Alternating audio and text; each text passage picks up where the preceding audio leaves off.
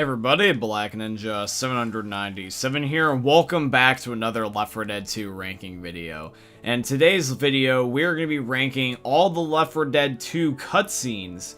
This is going to be a very interesting list because all the Left 4 Dead videos that we've done so far have been based off of stuff such as Infected, guns, and even some miscellaneous stuff such as, Left 4 Dead merchandise and Left 4 Dead cut content, but I never thought until just recently after seeing a comment about ranking the little cutscenes that we have in Left 4 Dead, because even though they're not much, they still are officially cutscenes, and I thought it would be not only a cool thing to rank, but would also be something that we should give a valid opinion on, just because it's just something that has a core of Left 4 Dead that, even though it's small, is still very important. If you guys have been enjoying today's video, as always, please show support by dropping a like, comment, and subscribe.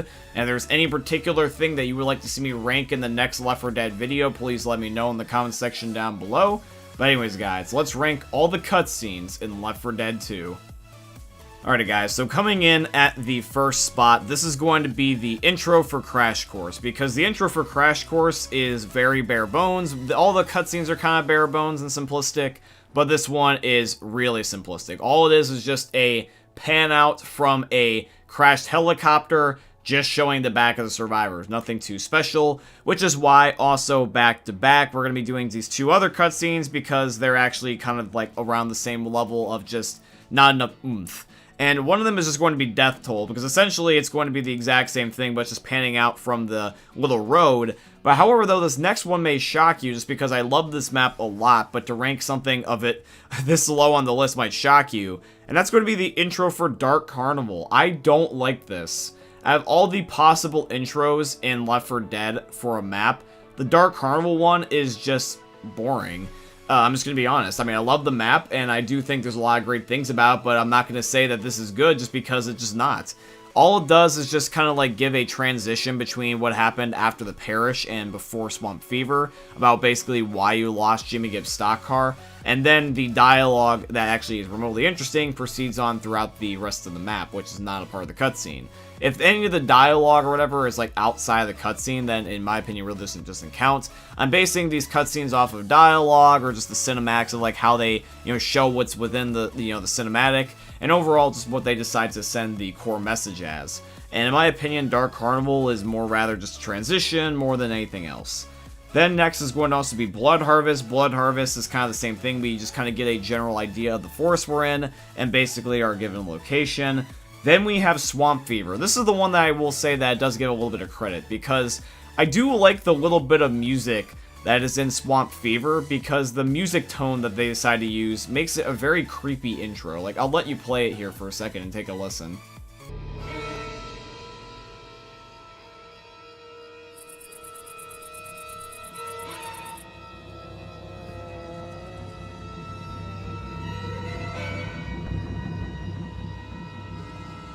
The notes are just ever so slightly, like, off-sounding, and it really makes it creepy. And genuinely, more power to Swamp Fever, because Swamp Fever is one of the only few maps in Left 4 Dead 2 that I really feel like it can be creepy if it really wants to. And even little things like the intro go towards that, in my opinion. Because, like, when you have a horror game, right? If you have the right music, it doesn't matter what scene you overlay it with. It just automatically makes it creepy. You just always assume there's something coming because of a certain music riff that might play. And even if it's a weird one, like, a certain sound might be a little bit off, and it, like, sounds like it shouldn't be that way, that goes a long way, trust me. Next is going to be the Sacrifice intro. In the Sacrifice intro, the characters are actually shooting out of a moving train until eventually it slowly pans over to them all just suddenly now standing, which really, other than the train part, is essentially basically like, Death Toll or Crash Course.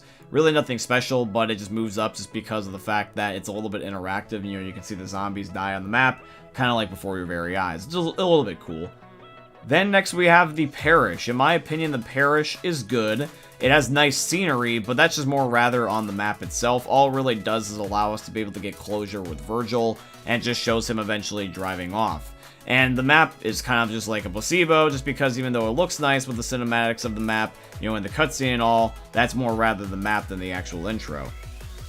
Then next is going to end up being the Last Stand intro. The Last Stand intro is actually going to be a pretty interesting intro because it's once again sort of on the interactive side of things, because you can see Lewis messing around and like fiddling like with his band-aids. But after that, once again, just goes back to them standing still. Now we've got a Coldstream one. Coldstream, in my opinion, has probably one of the most effort put into a intro for all Left 4 Dead. Now, keep in mind is that this was made by a modder and not by Valve themselves. And this guy really put a lot of effort in specifically just the intro. Because the way that he does the camera work with the zooming all the way out and through like little tiny cracks in the log cabin and through the little ropes in the bridge and all the way around the mountain until eventually it lands at the crew and has a overhead view of the text of Coldstream, which I thought was a little neat touch, how it says, hey, basically, welcome to the map. And it's a really nice fine attention to detail, and he didn't even need to do that, but he just decided to do that on his own choice. So that was really cool in my opinion. Now we've got Dead Air. Now for Dead Air, we actually end up seeing the giant flying plane coming around the map at the greenhouse. This does a lot of foreshadowing and significance because it actually leads up to basically when the plane ends up crashing, which is basically like the best way you can do storytelling is when you're subtle about it just as much as you are blunt. And I think that, in my opinion, that this plane being like, you know, symbolized here as basically like a beacon of hope and then later having it destroyed, it's a really good use of foreshadowing. And it's like not the type of game you would expect to have, you know, air quote foreshadowing, but it does it really well. Now we've got the No Mercy intro. This is a classic because we all know about how that the chopper pilot is being like, you know, everyone get to Mercy Hospital, and he's flying around and eventually just pans to survivors for the very first time. And because this is the first intro that we ever see in Left 4 Dead, period, it automatically just gets bumped up because having a basic intro is okay when that's where you start. You never want to continue to do that because simplicity is a fine line that you walk. Having something be bare and simplistic is two different things. Having something be simplistic means that it's still satisfying to end up having and look at, versus bare where it's like you're looking for something and it's just not there and it feels just like there's no point in it being there. And No Mercy does the good job of being simplistic but not bare. Now coming into the next spot, this is going to be Dead Center. Dead Center actually has a slightly better intro in my opinion, because even though it's the survivors being involved with trying to get to a helicopter, the big difference is that when they end up trying to get to said helicopter, the building that they're on is on goddamn fire and they had to escape. Really sends a message being like, oh crap, we're starting this off on a crazy note. Let's get out of here. And then it proceeds everyone to move, because Left 4 Dead 1 was more about being creepy, and Left 4 Dead 2 was being more about like cinematic and actiony, but both still do a really good job. And then finally, for my favorite intro in all the Left 4 Dead cutscenes, this is going to be the passing one. Because with the passings, that even though I've seen it several times over and over and over again, I still do get a kick out of wondering, being like, hey, is it going to be Francis or is it going to be Zoe? Or hey, if so, if you know it is Francis or Zoe, which one is it going to be? Am I in the mood more for Zoe or am I in the mood more for Francis? And I always like to, you know, end up rocking different mods sometimes on PC to see how the skins look and all that stuff. And I overall just like seeing the Left 4 Dead 1 crew again, just in my map sometimes. Because sometimes I'll take a break from Left 4 Dead 1 maps, and I'll play Left 4 Dead 2 maps, and I'll be like, hey, I'm going to love the passing, and then boom, and they're there. Even though, like, I could play Left 4 Dead 1 over and over and over again, I still just am fascinated and, like, enjoy the fact that I can see them interact with the Left 4 Dead 2 crew. That's just awesome to me. Alrighty guys, now we're starting to transition over to endings. So for our first ending cutscene, the end to a map, this is going to end up being Hard Rain. Now, with the ending to Hard Rain, essentially all it is that you just take off on Virgil's boat. It literally is nothing special. It is just meant to be a ends to the map. In my humble opinion, when you want to end up making a good cutscene, you want to end up having substance, and just having a boat moving is not really that significant. That is why also coming into the next spot here is going to also end up being the Death Toll outro, or the Death Toll ending, because it's essentially the same thing. You just get on, you know, the boat, and then you just drive off. There's nothing significant about it. Then you can also go on to Swamp Fever. It's essentially the exact same thing, only difference is that the fact that you meet Virgil for the first time. Then after Swamp Fever, we have Coldstream, where with Coldstream, the intro, in my humble opinion, was, in my opinion, like, better than the outro. Now, you might be thinking to yourself, being like, John, if you think the outro is worse than the intro, why are you ranking it up higher? It's just solely because, in my opinion, a end cutscene is just by default always usually better than a intro cutscene. This is not the case all the time, and it's really not the case with this, so you might be wondering once again, if I've not said already, why my ranking is higher than. It's just because when it comes to end cutscenes, they have a different feel to them. When you have an intro cutscene, imagine it as basically like when you're watching a new show for the first time and you're watching the pilot season. You're essentially just trying to get used to everything. Everything's new, everything's all like, spectacular, it's different, and sometimes it can end up being just, really nice and just good looking. But the outro, or in this case the ending, is more rather like the final hoorah, the final everything is set in stone, this is how it shall be type of mentality when it comes to the cutscenes, or in the case of your storytelling. And even though it's not necessarily my favorite, and I personally like the cinematics of the way that the intro is done better, it's just also just an epic cutscene. Like, for example, even though I like the way that the camera pans in the intro for Coldstream, and I even liked how the name pops up, overall, just more cool stuff happens, and it just kind of is a nice wrap-up in Coldstream. The forest is on fire, for example, a lot more significant than the intro, just showing like, ooh, that's a bridge. And when you also end up having the helicopter fly away, you also get the classic good old escape music, which is just a lot more action-y and more like adrenaline pumping. And overall, I just like the idea of like cool cinematics. And even though you can zoom in on a bridge or like zoom in around the, the forest as much as you want, I feel like I'm watching Animal Planet at that point. And even though it is kind of like a little bit more, I guess you could say simplistic, which not necessarily is that bad or anything, but overall I just like, more flashy, punchy kind of colors and stuff going on the screen, which just the outro does. So it's not exactly the most positive endorsement, but I just kind of wanted to explain my mentality and why I made that pick. Alright, now we've got the ending for The Last Stand, and this is kind of interesting because, believe it or not, technically The Last Stand has, air quote, multiple endings. Not like endings where the survivors like suddenly die in this one, but more rather just the camera work. So I'm going to give you guys actually two examples right here. So this is one of the versions of The Last Stand cutscene where it's essentially panning from the boat all the way up the mountain to eventually showing the lighthouse to draw significance to it, basically being like, hey, we survived that. Then here's an example of another version of the exact same cutscene where the boat is still the main focus until it eventually moves on to the lighthouse, but the camera zooming in is like different, the way that they pan in and out. Now, regardless of whether or not that this is technically, I guess you could say, a different cutscene, I'm just going to count it as the same cutscene, but it's just kind of randomized.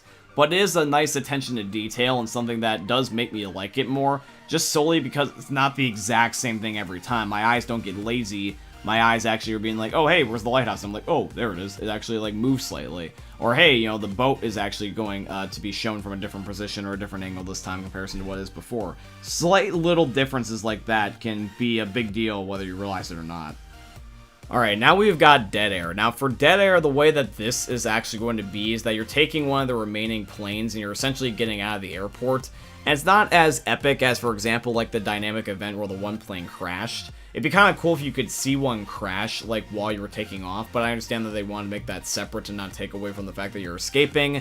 But overall, it's a decent cutscene. In my opinion, I still think it is pretty cool, even though it's not as epic as the dynamic event.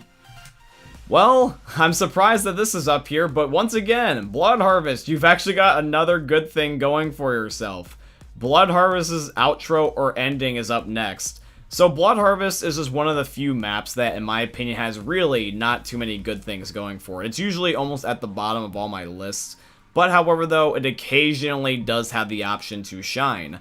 In my opinion, the Blood Harvest ending cutscene is actually really cool because we actually get to see the military for the very first time here, essentially, and you also get to see our survivors escaping in this really cool military vehicle, which looks really like armored to the teeth and badass looking, and overall, it just feels like the ultimate zombie killing machine. And it's really cool just to be rescued and basically, like, essentially a goddamn tank. It's literally a mobile tank.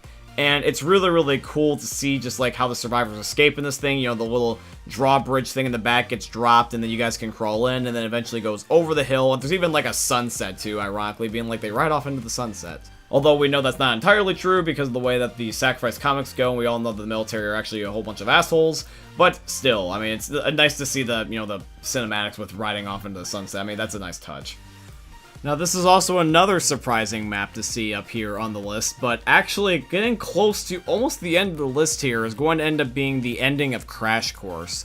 Now, even though Crash Course is my least favorite map in all Left 4 Dead, this cutscene where they take off in the truck is really, really cool, especially considering the fact that this truck is actually referenced from a movie, although it does escape me at the moment. But it is really cool to be taking off in this truck, not only just because of the way that they designed the truck, but also just the idea of being in an armored truck. I like the idea of having kind of like a Mad Max custom vehicle and then driving off to go kill some zombies. It's just really cool to me. Alright, now we got No Mercy's ending cutscene. This is just once again another classic. The idea of just like getting off of that hospital and just having the helicopter do this really big zoom around the whole entire building till eventually it just zooms into the camera. It's really, really done. It's really, really carefully crafted to be like, yeah, we survived that. We survived that hospital that's infected with zombies to the teeth, and we got out of this city. It shows the whole entire city, how it's just basically been consumed by the apocalypse. And it's just really nice attention to detail. No Mercy, I would have to say, ends up really, truly showing how much civilization has basically, like, ceased to exist in the, zombie apocalypse. Because there's just nothing left. Pretty much everyone is dead. And this zoom out of basically the entire city is a perfect example of showing how that's actually very real.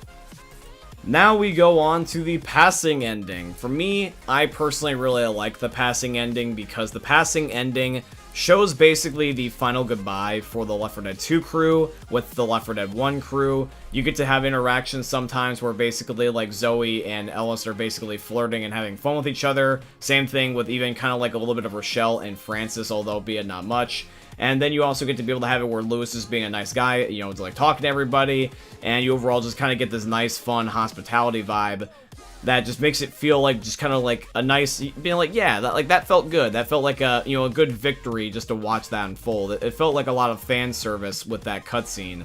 In my opinion, I feel like that the passing does exactly that. A lot of fan service, a lot of cool, epic moments of being like, yeah, like, we divide and we conquer. We stay hungry, we devour, as The Rock would say. And, yeah, it's just overall just a really nice, heartwarming cutscene.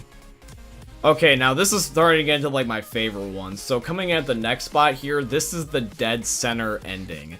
Because the Dead Center ending, I mean, literally, bro, you're getting into Jimmy Gibbs' stock car, which has been hyped up throughout this entire map, and Ellis punches it in gear, and he literally drives through the entrance of the mall. It's the total definition of badass. They do the epic slow motion, and they even have the zombies being corpse launched by the whole entire car, like, being decapitated and just destroyed.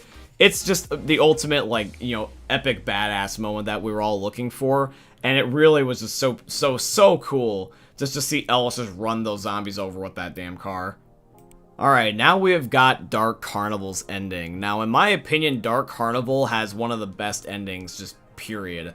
You're already done having this epic concert for the Midnight Riders band, and all of a sudden, just a helicopter literally flies in onto the stage in the auditorium and picks you up. That's just insane to me. It's like something you would see in a movie.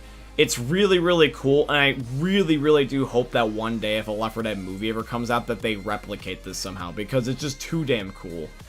And you want to know what's even cooler? The Parish ending, because literally, as soon as you end up getting to the helicopter for the Left 4 Dead 2 military, it shows a zoom in on the bridge, and then boom, it is gone. It is just evaporated. That bridge that you were originally once on, it really makes you think, because if you did not escape any quicker than you did, you would have been on that bridge. It really sends a message, and it also does kind of like foreshadow a lot of epic things, or also a little bit morbid things, but kind of like really just good storytelling, epic, action scenes. And we never do truly figure out what happened to the Left 4 Dead survivors after this, but I would like to believe that there's a whole bunch of different theories out there that could be really good at explaining this.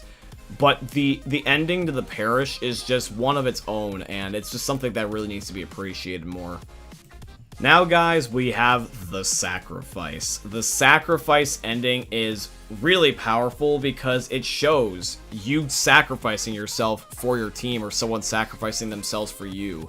Because no matter whether it's Bill or if it's anybody else, you're showing someone risking their lives and literally sacrificing themselves. You see them die before your very eyes to save you. And it's something that, even though it can be different, it has kind of like gotten like a little bit less novel over the years. Like, it's kind of like lost its novelty. But I still do remember the core message behind it. I can imagine if I could see this again for the very first time, I probably had the same reaction that I did before, where it's just like, wow, that was just not only badass, but sad, but epic, all at the exact same time. But guys, we are not done yet, because technically, when it comes to cutscenes and stuff like that, we still do have 2 more left. Now, you might be thinking to yourself, being like, John, is there like some extra bonus DLC that you're not telling us about? Are you secretly a developer? No, I'm not, my friends. But however, though, Left 4 Dead still does have intro slash outro slash just cinematics in general. And this is going to be in the form of when you first boot up the disc. Coming in at our next spot is the Left 4 Dead 1 intro cutscene, basically explaining the game and showing essentially what you're getting into, because, dude, the Left 4 Dead 1 intro cutscene for the base game is just awesome. It's nice and long, and it has a lot of cool epic moments, such as when the tank shows up, when you're fighting the witch. All the characters get to basically show you who they are, and they show them at their peaks, which is just really, really cool to see. And there's so many memorable quotes from this thing, but the only thing that is slightly better than the Left 4 Dead 1 cutscene is the Left 4 Dead 2 one. The Left 4 Dead 2 one is absolutely one of my favorite cutscenes in video gaming history ever, because I remember all the quotes, I remember all the moments, and overall, it has just one of the most badass lines that I've ever heard anybody ever say in the history of ever, is when Nick ends up saying this. I have not come this far to die now.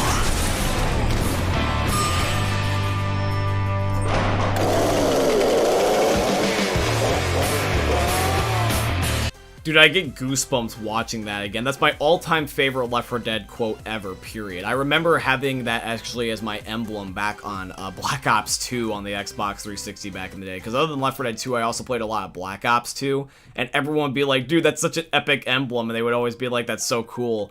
I mean, I personally don't like Nick nearly as much as the other survivors, but I do gotta give Nick credit. That's a really cool line to say. Is that I have not come this far to die now, and the way he says it, and the way that it just transitions in that cutscene with all the epic battles that they're going through, and Nick actually owns up to this basically. Like, as he's saying this, it's showing him basically going toe-to-toe with the whole entire zombie apocalypse army. Like, literally the world's against him, and he's saying this, and it's like, dude, like, this is awesome.